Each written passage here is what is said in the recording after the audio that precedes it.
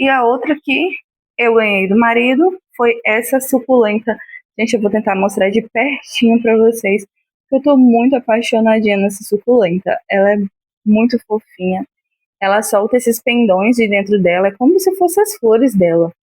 Ó, esses daqui estão até novinhos ainda de dentro dela, mas é muito fofinha, muito miudinha, gente.